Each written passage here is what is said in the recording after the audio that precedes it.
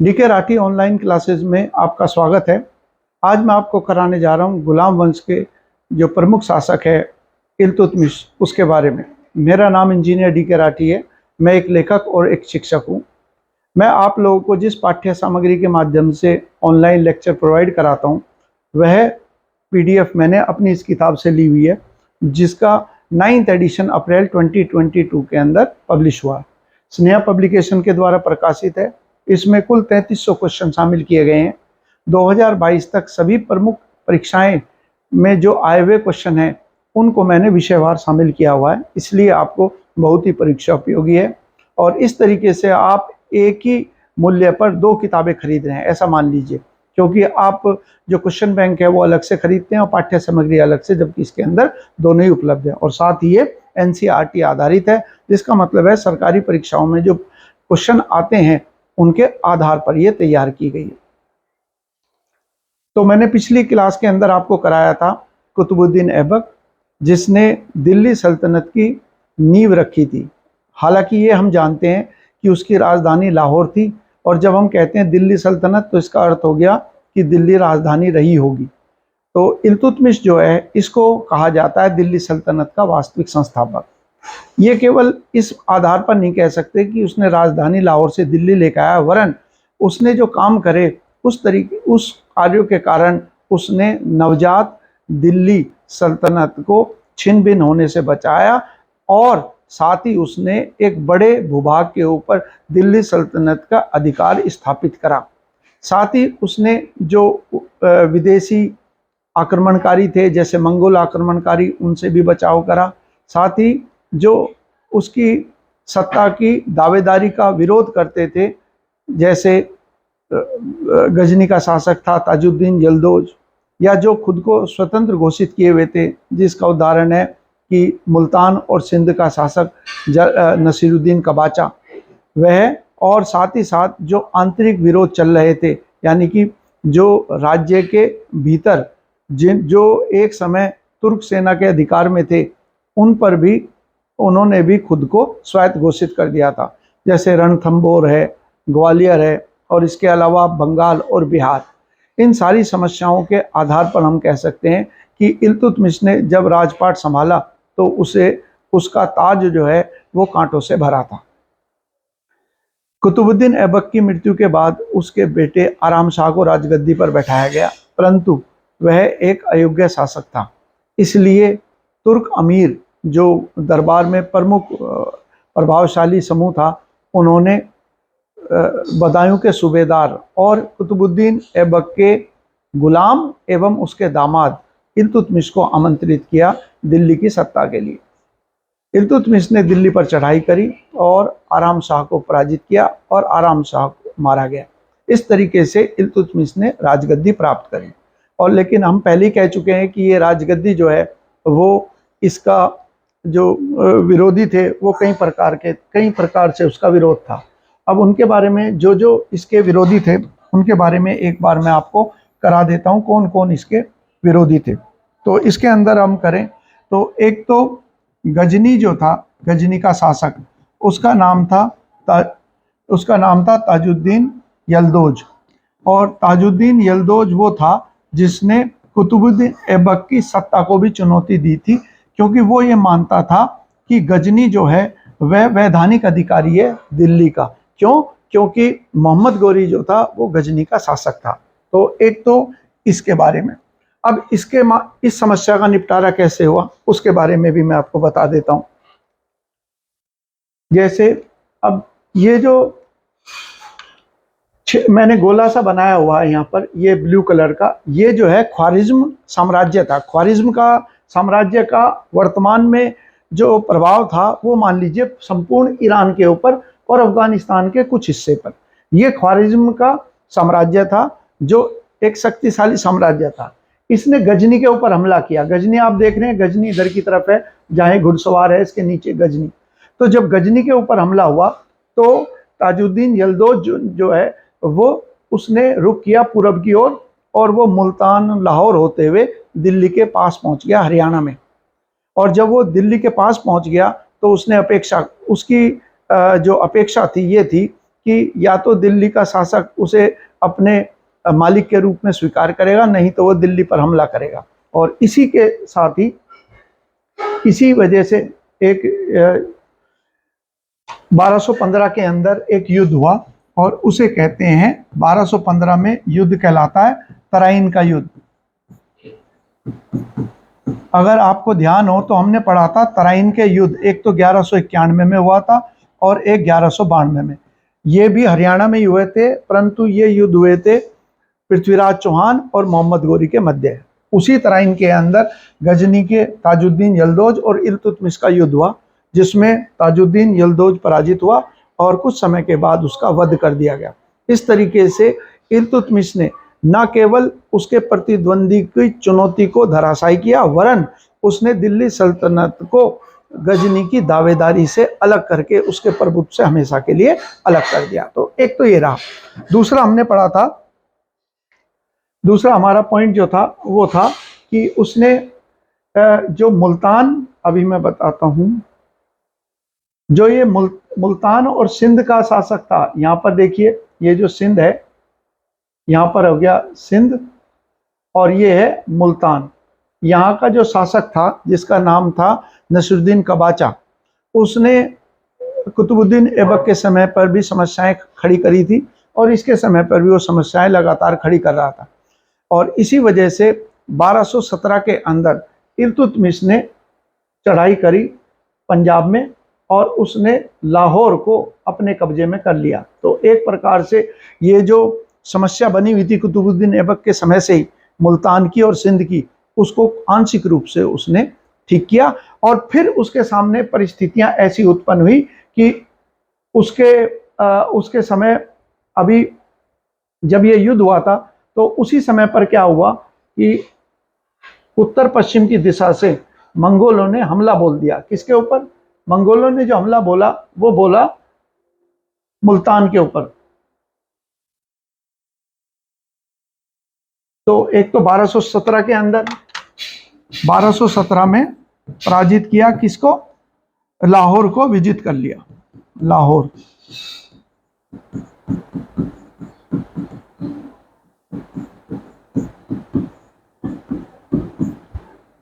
एक तो ये समस्या का आंशिक रूप से निदान हुआ और कुछ परिस्थितियां उस इल्तुतमिश के अनुकूल होती रही। क्या हुआ? 1221 के अंदर मंगोल हमला हुआ ख्वारिज्म साम्राज्य पर।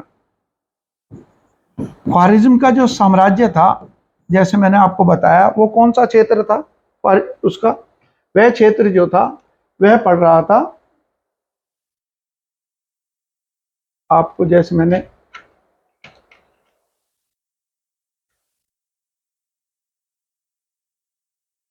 ये देखिए,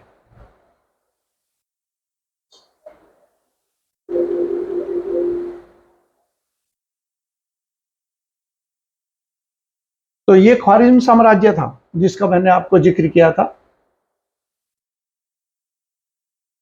ये ख्वारिज्म साम्राज्य था और मंगोल जो है इन्होंने इसके ऊपर हमला किया। उनके हमले की वजह से ये जो ख्वारिज्म साम्राज्य था इसका पतन हुआ और इसका जो राजकुमार था जिसका नाम था जलालुद्दीन, वह भागकर जो है वो पूरब की तरफ आ गया, अर्थात उसने पंजाब के क्षेत्र से होते हुए वो दिल्ली के पास तक आने का प्रयास करने लगा। और उससे लाभ जो इल्तुतमिश है उसे ये हुआ कि पंजाब के ये क्षेत्र जो था मुल्तान का और सिंध का क्षेत्र, उस पर उसने जब हमला किया तो उसकी वजह से नसीरुद्दीन कबाचा जो मुल्तान और सिंध का शासक था उसकी ताकत कमजोर हो गई। हालांकि इसी दौरान जो है इल्तुतमिश ने इस समस्या से भी अपने आप को अवगत कराया कि अगर उसने जलालुद्दीन की मदद करी, जो मंगोलों के आक्रमण से बचने के लिए इधर भाग आया था, तो उसका पीछा करते हुए मंगोल भी दिल्ली पर हमला कर सकते हैं।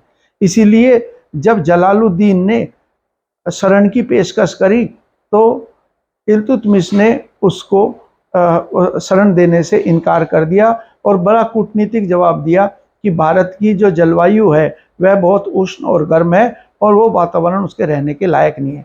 और साथ ही जो उसका प्रतिनिधि या दूत बन के आया था उसका भी वध कर दिया। तो एक तरीके से उसने संदेश दिया जलालुद्दीन को कि उसको भारत में शरण नहीं दी जाएगी। और इस तरीके से जो मंगोल उसका पीछा करते हुए सिंधु नदी तक आ गए थे, जब जलालुद्दीन को शरण नहीं मिली और वो वापस ईरान की तरफ चला गया, तो मंगोल जो है वो भी वापस चले गए। और इस तरीके से इस नवजात दिल्ली सल्तनत को मंगोलों के हमले से इल्तुतमिश ने अपनी कूटनीति और समझदारी से बचा लिया। तो दूसरी समस्या जो थी, उस समस्या से उसने स्वयं को इस तरीके से निजात दिलाई। इसके बाद जो है, इसके अलावा और इसी दौरान हम एक और चीज पढ़ लेते हैं।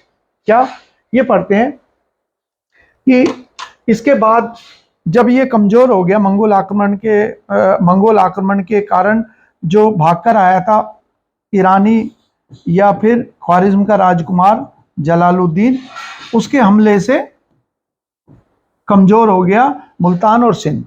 इसी वजह से 1226 के अंदर इल्तुतमिश ने मुल्तान पर हमला और इस हमले से पूरी तरह नसीरुद्दीन कबाचा घबरा गया और उसने समझौते की पेशकश भी करी, परंतु इल्तुतमिश ने उसे ठुकरा दिया। और अंततः जब नसीरुद्दीन कबाचा ने नाव के रास्ते से नाव में बैठकर और सिंधु नदी से भागने की कोशिश करी, तो उसकी नाव को उलट दिया गया और नसीरुद्दीन कबाचा मारा गया। तो इस प्रकार से उसने बाहरी जो प्रतिद्वंदी थे, उन प्रतिद्वंदियों से उसने जब मुक्ति पाई इल्तुतमिश ने, तब उसने ध्यान पूरब की ओर आकर्षित किया और बंगाल और बिहार के जो क्षेत्र थे जहां पर शासक अपने को स्वतंत्र घोषित किए हुए थे, उनको भी उसने विजित करा। और इस तरीके से 1231 तक उसने इन क्षेत्रों को अपने अधिकार में कर और एक बड़े भूभाग पर दिल्ली सल्तनत का प्रभुत्व कायम किया, जिसकी सीमाएं पूरब में बंगाल से लेकर पश्चिम में सिंध तक और उत्तर में हिमालय से लेकर और दक्षिण के गुजरात तक फैली हुई थी। और एक क्वेश्चन और आता है कि 1227 में एक और घटना हो गई कि 1227 में तैमूर और मंगोल आक्रमणकारी चंगेज खान की मौत होगी। ये दो एग्जामों में, यूपीएससी और एसएससी दोनों में आया। चंगेज खान की मृत्यु किसके शासनकाल में हुई? तो हम कहेंगे इल्तुतमिश के। और यूपी के आरओ के एग्जाम में क्वेश्चन आया कि चंगेज खान का वास्तविक नाम क्या था, तो वह भी हम पढ़ेंगे। इसके अलावा एक बड़ी घटना और हुई 1229 के अंदर। वो क्या घटना थी कि उसने बगदाद के खलीफा से खिल्लत प्राप्त करी। उसके बारे में अभी मैं आपको बताते हुए चलता हूँ, क्या तात्पर्य है इसका। देखो, पहले एक एक करके करते हैं कि उसने क्या। तो जैसे मैंने यहाँ पर बताया, ये मैं युद्ध के बारे में ही आपको पहले चर्चा कर रहा हूँ, तो पहले उसी के बारे में बता देता हूँ जो जो पॉइंट आए हुए हैं। तो महान मंगोल आक्रमणकारी चंगेज खान की मृत्यु होगी कब? 1227 में। और उसका मूल नाम क्या था? तेमुचिन या तेमुजिन भी लिखा होता है, कोई सा भी एक विकल्प आ जाएगा, वह हो गया। फिर दूसरा मैंने पॉइंट बताया आपको, एक और महत्वपूर्ण घटना थी जो इल्तुतमिश के शासन के लिए बहुत ही महत्वपूर्ण थी। वह कौन सी थी? वह थी 1228 में या 1229 में बगदाद के खलीफा से खिल्लत प्राप्त करी। इसकी पृष्ठभूमि में बता देता हूँ कि इम्पोर्टेंट है। इल्तुतमिश स्वयं एक दास था कुतुबुद्दीन ऐबक का, और इस्लामी मान्यताओं के अनुसार दास को स्वामी के रूप में स्वीकार नहीं किया जा सकता। इसीलिए कुछ तुर्क अमीर दरबार के अंदर इल्तुतमिश की सत्ता को चुनौती दे रहे थे। इसी चुनौती को समाप्त करने के लिए इल्तुतमिश ने बगदाद के खलीफा, और खलीफा कौन था? खलीफा जो है वो मुस्लिम जगत का सबसे बड़ा धर्माधिकारी और शासनाधिकारी था।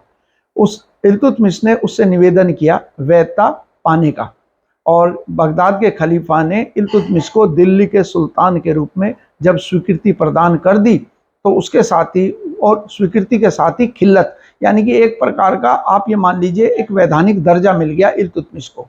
इस तरीके से इल्तुतमिश ने ये इस खिल्लत का ये लाभ हुआ कि अब उसकी आज्ञा जो है, अवज्ञा को धर्म के विरुद्ध माना जाएगा, और इस तरीके से उसने अपनी स्थिति जो है धार्मिक रूप से भी सुदृढ़ करी। अब ऊपर की तरफ जो दो एक पॉइंट लिखे हुए हैं, अब मैं उनके साथ में आपको बताता हुआ चलता हूँ ताकि आप वो भी समझते हुए चलें। यहाँ पर जो लिखा है, अब ये सब चीज़ें तो हो गई, युद्ध हो गए और बाहरी शक्तियों से बचाव हो गया। फिर आ गया यहाँ पर लिखा है एक तुर्के चहलगानी। अब उसने क्या करा, उसने अपने प्रशासन पर अपनी पकड़ और नियंत्रण मजबूत करने के लिए 40 दरबारियों, विश्वासपातदारियों दरबारियों का एक समूह बनाया जिसको कहते थे तुर्के चहलगनी या तुर्काने चहलगानी। ये कौन थे? इनको चालीसा के नाम से भी जाना जाता था। ये वह तुर्क अमीर थे जो शासन के प्रबंधन में सुल्तान की सहायता करते थे। और हालांकि इल्तुतमिश की मृत्यु के बाद यह बहुत अधिक शक्तिशाली हो गए और एक के बाद एक दूसरे सुल्तानों का चयन करने लगे। बलबन ने इनको नष्ट किया। ये पॉइंट हो गया सारा का सारा। तो एक एक चीज जो है हम इसके बारे में विस्तार के साथ में कर रहे हैं, तो उम्मीद कर रहा हूं मैं आपको बेहतर रूप से समझ में आ रहा होगा। जितनी भी पॉइंट्स हैं वो मैं सारे करा ही रहा हूँ। इसके अलावा उसने इक्ता व्यवस्था भी शुरू करी। अब ये इक्ता व्यवस्था क्या है, देखिए, प्रशासनिक दृढ़ता उत्पन्न करने के लिए उसने इक्ता व्यवस्था, सैन्य व्यवस्था और शिक्षा व्यवस्था में उल्लेखनीय रूप से योगदान किया। इक्ता जो था एक अरबी भाषा का शब्द है जिसका अर्थ हो गया कि नियंत्रण सुदृढ़ करने के लिए किसी व्यक्ति को वेतन के बदले में भूमि का समझौता होता था, उसे इक्ता कहते थे। और इक्ता जिसे दिया जाता था वो इक्तेदार कहलाता था। और इक्तेदार का जो कर्तव्य था, जो उसको ये ताकत दी गई है, उसके बदले में उसके लिए उसकी सेवा इसके बदले में उसे सेवा प्रदान करनी होती थी और एक सेना का गठन करना होता था जो जरूरत के समय पर वह सुल्तान की मदद के लिए उपलब्ध कराता था, कानून व्यवस्था की देखभाल करता था और साथ ही इसमें से अपने खर्चे भी निकालता था। और जो बचा हुआ हिस्सा होता था इसके बाद वह उसे केंद्रीय राजस्व में सुल्तान के खजाने में जमा कराना होता था। ये कहलाती इक्तेदार व्यवस्था। इसके अलावा शुरू में ही आपने देखा था कि उसने सिक्के व्यवस्था के अंदर भी ये बदलाव किया कि पहली बार 2 नए प्रकार के सिक्के उसने जारी करे। वो सिक्के क्या कहलाते हैं? उनको कहते हैं चांदी का टंका और तांबे का जीतल कहलाता था। ये चांदी का टंका जो है ये स्वर्ण का भी हो सकता था, हालांकि मुख्यतः जो थे वो चांदी के ही थे। तो इस प्रकार से उसने सिक्का प्रणाली की भी नींव रखी। इन सब चीज़ों की वजह से ही हम कहते हैं कि इल्तुतमिश जो है वो दिल्ली सल्तनत का वास्तविक संस्थापक था। यहाँ पर पॉइंट आ गया। अब यहाँ मैं कुछ एक आध चीज़ बता दूं, पर जो स्थापत्य कला में उसने क्या किया। स्थापत्य कला के अंदर उसका योगदान जो था वो ये था कि उसने कुतुब मीनार के निर्माण को पूर्ण कराया। जिस कुतुब मीनार के निर्माण की शुरुआत किसने करी थी? वो करी थी कुतुबुद्दीन ऐबक ने। इसके अलावा और किन किन चीज़ों का उसने निर्माण कराया, मैं आपको वह भी दिखा देता हूं। अभी मैं आपको दूसरे उसमें दिखाता हूं, ये आप लोग नोट डाउन कर लेंगे। देखिए, एक तो ये रहा कि उसने कुतुब मीनार के कार्य को पूर्ण कराया, ये आप लोग बुक में भी ऐड कर लेंगे अलग से। भारत में सबसे पहला मकबरा किसने कराया? वो इल्तुतमिश ने जो है अपने जीवन काल में इस मकबरे को तैयार किया और मरने के बाद इसे दफना दिया गया। ये मकबरा जो है दिल्ली में स्थित है, जो एक कक्षी बनाया गया। इसके अलावा उसका जो बेटा था, उसके बेटा ये एक कुशल योद्धा था जिसने बंगाल और बिहार को जीता, परंतु एक युद्ध के दौरान इसकी मृत्यु हो गई और उसके बाद उसकी कब्र पर जो है एक मकबरा बनाया गया जिसका नाम था सुल्तानगढ़ी का मकबरा। ये भी ध्यान रखना है। साथ ही साथ उसने जो बदायूं पड़ता है उत्तर प्रदेश के अंदर, वहाँ पर उसने निर्माण कराया जामा मस्जिद का। जैसे यहाँ पॉइंट देख रहे हो आप, जामा मस्जिद का बदायूं जो उत्तर प्रदेश में है, और नागौर जो कि राजस्थान में है, वहाँ अतरकीन का दरवाज़ा निर्माण कराया। इसके अलावा अजमेर की मस्जिद का निर्माण और महरौली में हौज शमसी, जिसको शमसी ईदगाह जलाशय कहते हैं। हौज का मतलब वो होता है जहाँ ट्यूबवेल से पानी आकर इकट्ठा होता है, उसको हौजी कहते हैं या हौज कहते हैं। जैसे एक और हौज है वहाँ पर दिल्ली में जहाँ IIT है उसके पास ही है, हौज खास, तो उसका निर्माण कराया था अलाउद्दीन खिलजी ने। तो जल संरक्षण के लिए ये निर्माण कराया गया था। तो ये सारी चीज़ें आप लोग मेरे ख्याल से अतिरिक्त हैं, इनको आप नोट डाउन कर लेना।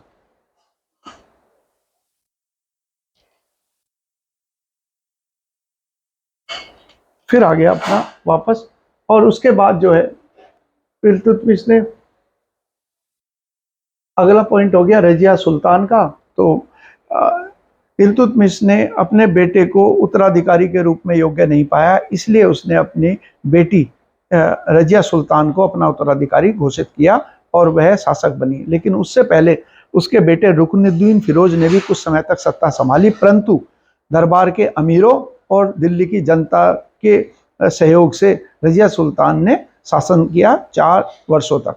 इसकी सबसे बड़ी, हालांकि ये एक कुशल योद्धा भी थी, घुड़सवार भी थी, परंतु इसने सबसे बड़ी जो गलती ये हुई कि इसने गैर तुर्क जो लोग थे या गैर तुर्क जो दरबारी थे, उनको भी कुलीन वर्ग के बराबर का दर्जा दे दिया, जिसकी वजह से तुर्क अमीरों में असंतोष और विरोध उत्पन्न हो गया।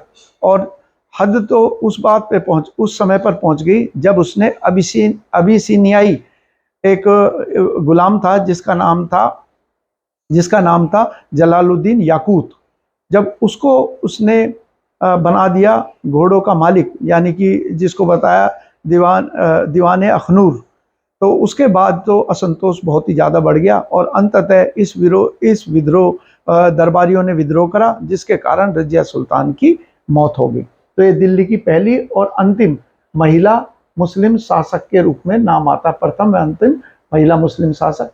और इसकी मृत्यु कहाँ पर हुई, ये हरियाणा के एग्जाम में आया था, तो कैथल हरियाणा में इसकी मृत्यु हुई।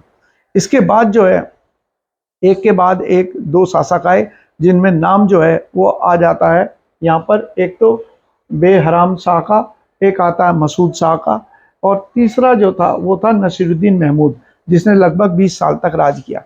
नसीरुद्दीन महमूद को गद्दी पे बैठाने के में सहयोग किया था बलबन ने, और बलबन ने फिर अपनी बेटी का विवाह कर दिया नसीरुद्दीन महमूद के साथ, ये जो नसीरुद्दीन महमूद है, और नसीरुद्दीन महमूद ने फिर बलबन को बना दिया नायब, यानी कि अपना वजीर बना दिया। और उसका नसीरुद्दीन महमूद जो है वो अपना ज़्यादातर समय जो है आयतों के लेखन में करता था, उनकी नकल उतारने में करता था, और इस तरीके से सत्ता की सारी बागडोर जो है वो बलबन के पास में आ गई, जिसे उसने उपाधि दी उलुग खान की। ये हम अभी पढ़ रहे हैं इसके अंदर बलबन के बारे में। तो इस प्रकार से अगला जो प्रमुख शासक हो गया वो हो गया बलबन। अब बलबन के सामने भी वही समस्या आई जो इल्तुतमिश के। बलबन जो था वह स्वयं एक गुलाम था इल्तुतमिश का, इसीलिए राजगद्दी पर उसकी दावेदारी को सुदृढ़ करने के लिए उसने ईरानी परंपराओं से राजत्व के सिद्धांत को ग्रहण किया, जिसका अर्थ था कि राजा जो है वो ईश्वर का प्रतिनिधि है, अल्लाह का प्रतिनिधि है। इसका अर्थ ये हो गया कि अगर सुल्तान की आज्ञा का पालन नहीं होगा तो एक प्रकार से अल्लाह की आज्ञा का पालन नहीं हो पर यह अधर्म कहलाएगा। इस तरीके से उसने राजत्व के धर्म के सिद्धांत के अनुसार इसने देवत्व के सिद्धांत को स्वीकार करा।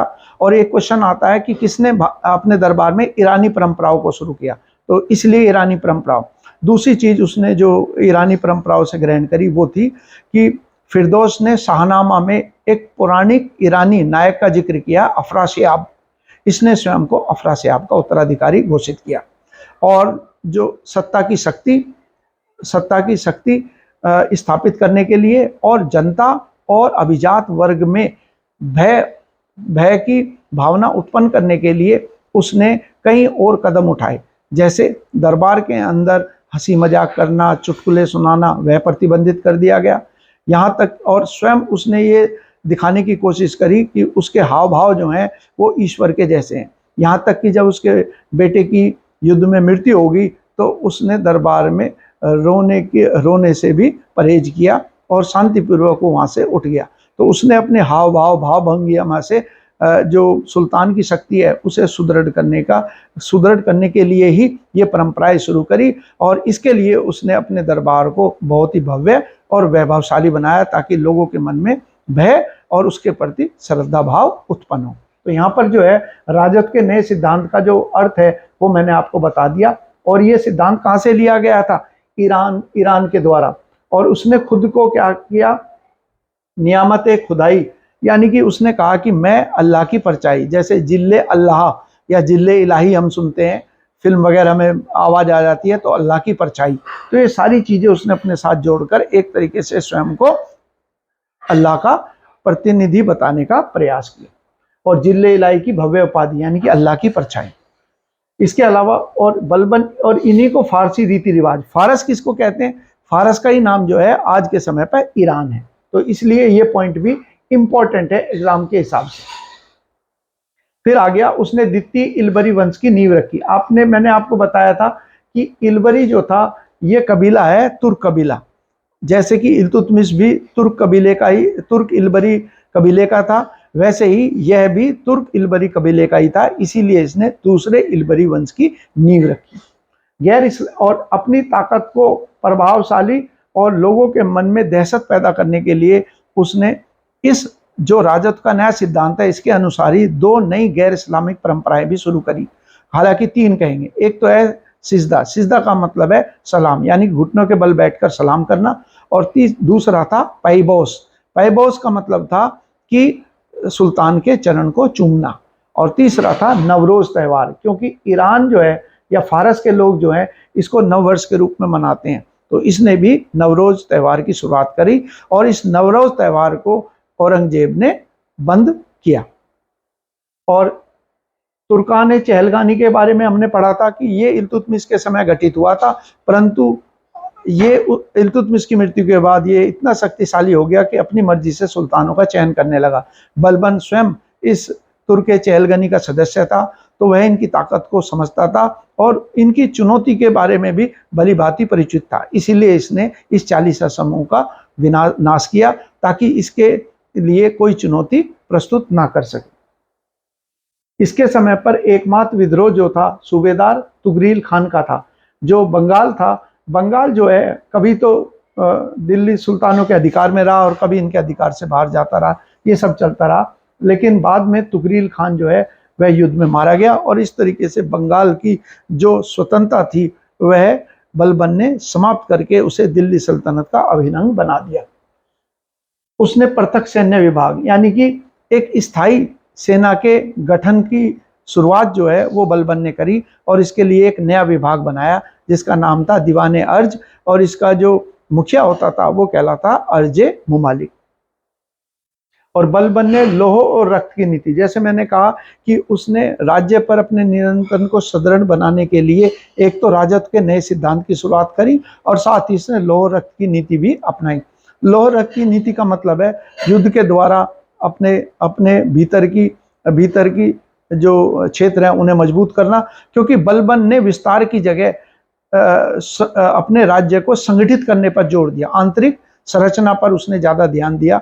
तो इस प्रकार से कहलाता है रक्त। और लोह का मतलब है कि उसने मंगोलों के खतरे को देखते हुए उत्तर पश्चिम में और दिल्ली के आसपास जो लुटेरों का, दिल्ली और गंगा जमुना द्वीप पर जहां लुटेरों का और बदमाशों का वर्चस्व था, उनके ऊपर निगरानी रखने के लिए उसने किले और फौजदारों को नियुक्त करा। और इसी को कहते हैं लोह एवं रक्त की नीति, यानी कि आंतरिक रूप से सुदृढ़ करने को तो कहते हैं लोह, और रक्त का मतलब है कि युद्ध के द्वारा, तो इसीलिए रक्त ये नाम आता है। हालांकि जब हम विश्व इतिहास की बात करते हैं तो उसमें जर्मनी का जो चांसलर था जिसने जर्मनी का एकीकरण करा, जिसका नाम है बिस्मार्क, उसको माना जाता है लोह रक्त की नीति को शुरू करने वाला।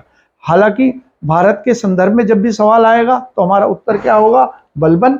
और अगर ये सवाल आता है विश्व स्तर पर तो नाम आएगा बिस्मार्क, जिसको कहा जाता है जर्मनी एकीकरण का जनक। और हमारे यहाँ पर जो लौह पुरुष के नाम से विख्यात हैं सरदार वल्लभ भाई पटेल, उन्हें कहा जाता है भारत का बिस्मार्क। इसके अलावा अमीर खुसरो जो था उसने कई सुल्तानों के दरबार में कविताएं लिखी या अपनी जो साहित्य लिखा, और उनमें से एक जो था वो था बलबन, और बलबन ने उसे तूतीय हिंद या तोते हिंद यानी कि हिंदुस्तान की आवाज़ दी। और बलबन की मृत्यु के बाद जो है वो उत्तराधिकारी इतने सक्षम नहीं रहे कि वो सामना कर सके प्रतिनिधियों का। हालांकि बलबन ने अपने मरने से पहले अपने पोते कैकेयाबाद को अपना उत्तराधिकारी नियुक्त किया, लेकिन उसके बेटे जिसका नाम कैमूर था उसने जल्दी अपने बेटे को हटाकर सत्ता प्राप्त कर ली, लेकिन केवल 3 महीने वो शासन कर पाया। और उस दौरान बलबन के एक सेनापति जिसका नाम फिरोज था, उसने कैमूर की हत्या कर दी, युद्ध में पराजित किया, और उसने जलालुद्दीन खिलजी के नाम से खिलजी वंश की शुरुआत करी। इस तरीके से गुलाम वंश का अंत हुआ।